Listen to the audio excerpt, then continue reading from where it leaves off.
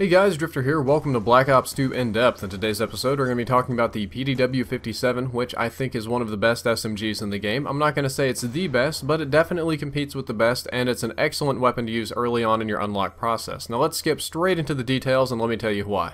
The first thing that you want to know about this weapon is that it deals 35 to 18 damage per shot. That's 35 up close in close quarters combat, but it drops off to 18 shots at a distance. That means it's going to take between 3 and 6 shots to kill. Unfortunately, the headshot multiplier for this weapon is only 1.1x, which actually doesn't change the shots to kill either up close or at a range. It only kind of adds a little bit of extra range in some of the buffer zones that's pre-programmed into the weapon, so it doesn't make very much difference if you go for headshots or not. It shoots slower than some of the other machine guns at 720 RPM, or 900 if you put rapid fire on it, in fully automatic mode. It shoots at the same speed as the SMG, which is the other high damage, low rate of fire submachine gun, but the other ones, the MP7, Vector, Cheekham, and all that, shoot closer to 900. So when you put rapid fire on it, it goes up to 900 RPM, kind of like the other weapons. And the gameplay that you see of me in Hijacked is me using rapid fire on this weapon, but you do get a 75% range penalty when you run rapid fire. Speaking of ranges, the 3-shot kill range on this weapon is about 9 meters, and the 4-shot kill range is about 21 meters. So it's best, and it kills people very fast in about 9 meters, but at 4 meters it's also very workable because the recoil is controllable and you can hose them down pretty quickly. Outside of that, it's going to be killing people way too slowly for you to bother with, so this is definitely a close range submachine gun. The time to kill, as I mentioned already, is very fast. The time to kill formulas are always stacked in favor of high damage weapons, even if they do have a lower rate of fire, and because of that, the PDW is a very fast killing weapon in close quarters combat.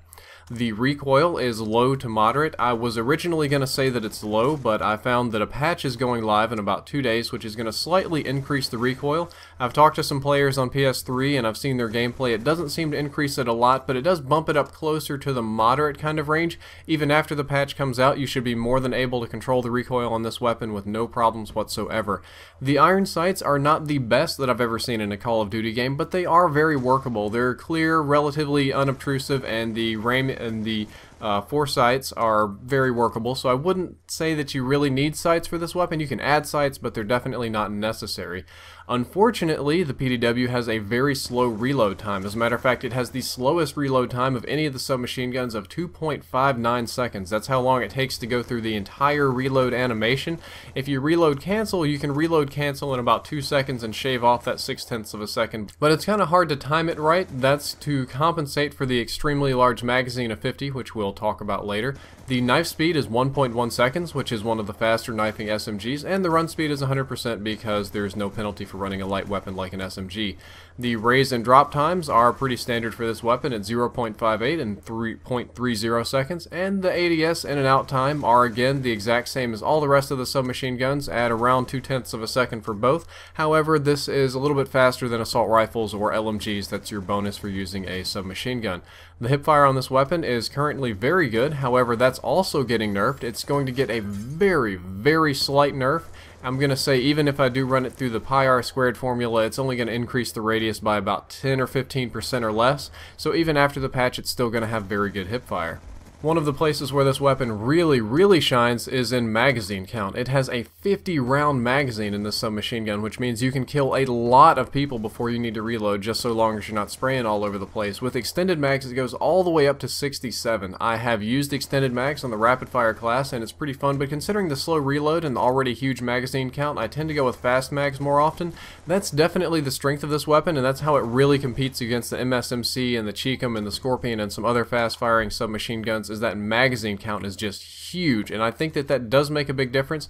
And even though I don't think it's the strongest SMG, that's one of the things that puts it in competition for being the strongest, because you can kill so many people with those 50 rounds. The next thing I'd like to talk about is that I did a giveaway contest yesterday, but unfortunately it published in the middle of that weird YouTube update thing, so pretty much nobody saw it. I'd appreciate if you click the link over there and it'll take you straight to a giveaway contest, which I'm giving away like 5 or 6 different prizes. It's actually a film contest, so you have to make something in order to win, and not more like a favorite sub kind of dealio. So if you're interested in that, click the link. If not, let's get moving on with the weapon reviews. This is a high damage but low RPM SMG. It's very similar to the MSMC but has lower range, and I think that this is an excellent weapon in skilled hands. However, I do not believe that it's the best SMG. I believe that the MSMC is a better SMG, but this is definitely an excellent weapon. As long as you're not missing, as long as you're accurate, it will kill people very, very quickly, but you do get very big penalties. When you start missing shots, your time to kill goes down, and you start finding yourself in trouble. This weapon doesn't need a lot of attachments to be good, which is why I think it best complements a class where you want more perks or want a good secondary or more grenades or something like that. If you're going to put an attachment on it, I think that the best one is QUICKDRAW, because you want to aim down sights quickly and make sure that all 3 of those first shots hit somebody and drop them nearly instantly. That's very important. If you don't like the QUICKDRAW handle, I found that you can actually run rapid fire and laser on this gun because of the huge magazine size and the relatively long range. Rapid fire isn't so bad, and the laser is because you're going to be hip firing a lot with rapid fire. Also kind of fun, you've probably seen me running around with a millimeter scanner and stock. That worked fairly well for this weapon because it punches through walls pretty good right now, and the stock helps me sidestep around and drill people. Well, that's all for this episode. I hope that you enjoyed it, and I hope that you learned something useful. If you'd like to check out my previous episode on the MP7, you can click the box on the left. It'll open in a new window. And if you'd like to check out my next episode on the Vector K10, you can click the box on the right. That'll also open whenever it goes live. As always, if you enjoyed the content, don't forget to like, favorite, and subscribe. Drifter out.